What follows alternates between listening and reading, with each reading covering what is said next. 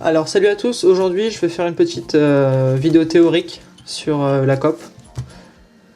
Tout d'abord la cope c'est un type de pomme, au même titre que la pomme classique, ou que la pomme du parieur, ou même que la pomme Tenkai. C'est donc un type de pomme qui se tient dans la main non dominante.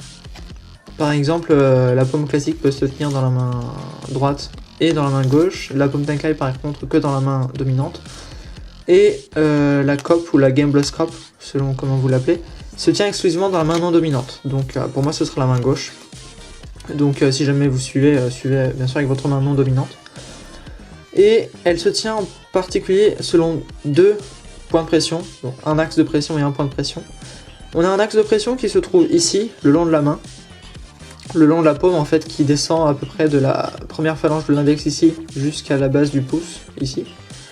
Et l'autre point de pression qui est constitué ici, au bout de la dernière phalange du majeur, donc sur la peau. Et donc la carte est appuyée là sur la paume, et le coin supérieur droit est appuyé sur le majeur. Ce qui permet donc de tenir la carte tout simplement dans une position plutôt relâchée. Donc ça c'est la prise de cope classique, c'est comme ça qu'on la tient. Donc il n'y a pas énormément de travail à faire, simplement savoir on la place pas trop haut parce que dans ce cas c'est pas confortable pour le majeur, on la place pas trop bas parce que sinon ça tend aussi sur le majeur. Donc il faut vraiment la poser avec délicatesse pour voir un peu à quoi ça correspond. Si possible c'est bien que le coin ici ne dépasse pas en fait de la main, parce que sinon vous risquez de flasher tout simplement. Donc, mais normalement la plupart du temps il n'y a pas de souci. Ça se pose normalement et les dimensions sont bien respectées comme ceci. A partir de là, une cope se tient soit debout, donc la carte est telle quelle et on tourne la main comme ceci, de sorte à ce que le spectateur ait cette partie-là en visuel, et donc pas la carte derrière, soit attablée, donc comme ceci. Et donc on peut voir que la carte est tordue, c'est normal, il faut pas s'inquiéter de ça. Justement, si jamais vous gardez la carte droite, vous allez notablement plus flasher que si jamais vous pliez la carte, notamment du point de vue des gens qui sont en face de vous.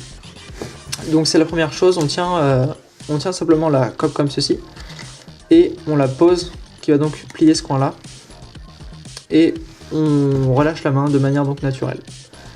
A partir de là, c'est donc une paume qui se tient de manière très peu artificielle, puisque on peut vraiment relâcher la main comme on veut, il n'y a pas de manière spéciale de la tenir. Par exemple, quand vous avez une paume classique, vous êtes obligé de serrer les doigts et d'avoir cette prise étrange qui est pas du tout très pratique avec le pouce notamment. Et du coup, quand vous retournez la main, c'est plus ou moins visible en fait. Avec la cope, on n'a pas du tout ce problème-là puisqu'on la pose de manière naturelle. Pour ceux qui connaissent, c'est plus ou moins le cas avec la paume du parieur, puisqu'on peut poser la main complètement à plat, mais ensuite la relever, faire ce qu'on veut avec. C'est plutôt pratique, mais on est obligé de garder les mains serrées, et on peut notamment voir que la main est très tendue. Alors qu'avec la cope, il n'y a vraiment pas de pression à tenir. Simplement le majeur qui tient la carte, mais il n'y a vraiment pas de pression du tout, puisqu'on n'a qu'une seule carte. Et à partir de là, donc, on reste ainsi. Pour ce qui est des angles, donc tout ce qui est du côté gauche, donc par ceci, par là, c'est relativement bien caché, peut-être à part ce petit coin là, mais en général ça pose pas de problème. Pour ce qui est d'en face, pas de souci non plus. Le problème vient de la droite, oui, globalement de la droite, donc l'angle est très mauvais, bien sûr, de la droite et derrière le magicien. Pour ceci, un conseil tout simple, c'est de plier la main vers vous en fait, comme cela. De sorte que donc le côté gauche est toujours très bien caché, la face aussi, et vous gagnez un petit peu plus d'angle sur la droite. Bien sûr, l'angle n'est jamais parfait, loin de là. C'est pourquoi c'est nécessaire d'avoir une bonne notion des angles et de l'espace en fait. Pour savoir exactement qui voit quoi, jusqu'où on peut aller, qu'est-ce qu'on peut montrer. Et donc la plupart du temps, on est soit droit, soit vers l'intérieur, pour cacher le plus possible au spectateur. Si vraiment on n'est pas entouré, mais en face d'un demi-cercle de spectateurs, on peut vraiment retourner la main vers soi et la rapprocher de son buste ou du bord de la table.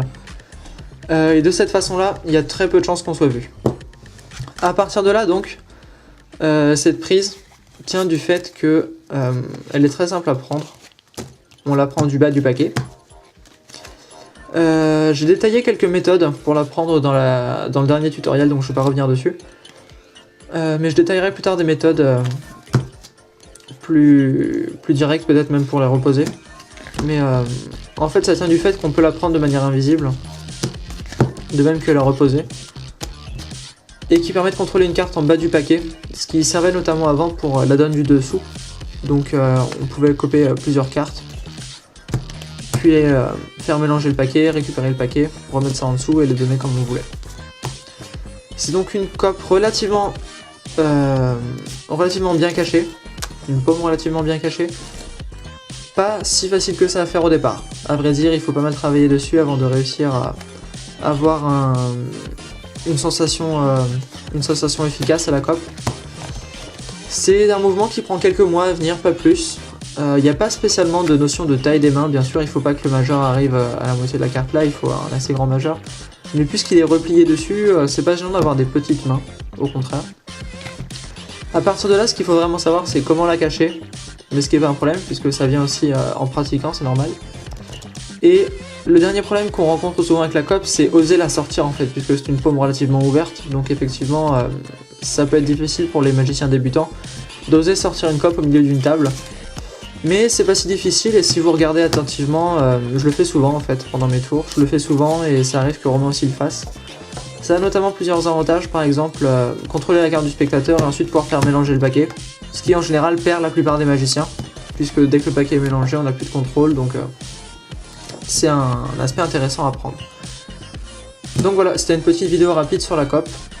On va voir des applications plus en détail ensuite. Si jamais vous avez des questions ou des points théoriques que j'ai oublié d'aborder, n'hésitez pas à envoyer des questions. Salut!